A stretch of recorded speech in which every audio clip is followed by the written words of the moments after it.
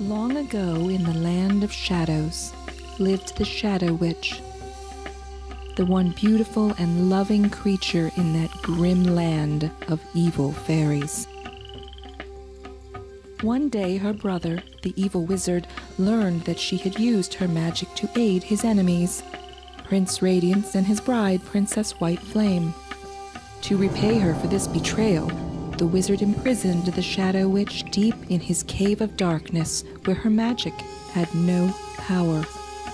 It was then up to me, her faithful servant, to journey to the land of fire to beg the assistance of Prince Radiance, hoping he would honor his debt to my mistress.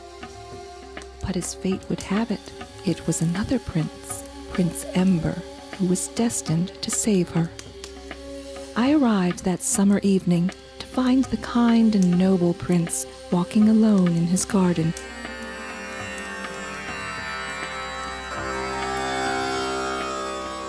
Hear me, O Prince.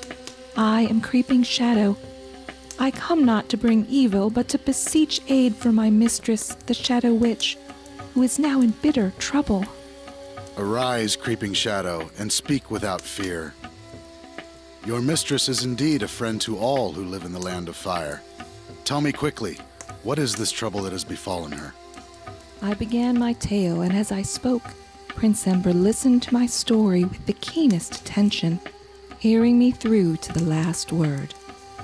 My duty is plain. The Shadow Witch must not be left to suffer punishment for the kindness she has shown my brother. Let me go at once to her rescue. Nay, Your Majesty. First, you must look into the magic embers to see what dangers lie ahead. I will be your guide for the first half of your journey. Not far from your palace of good cheer lives the Wise One. From his ancient and magic chest, he will bestow upon you certain gifts.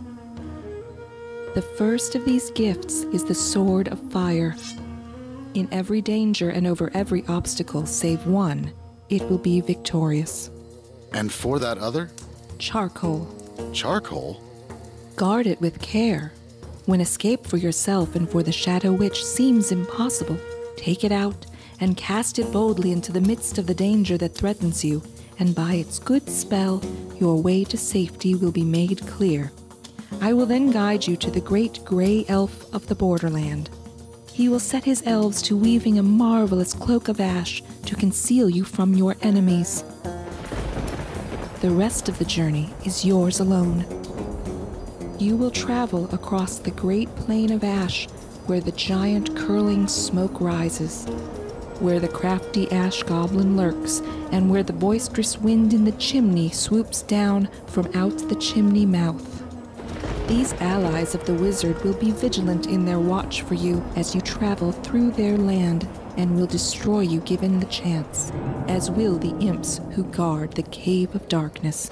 So beware, be swift, and be silent. As soon as you have left the elf, lose no time in reaching her, I beg of you, for the wizard is very cruel, and I know not what he may do to her if help is long delayed. Not a moment shall be lost. I am ready to set forth immediately.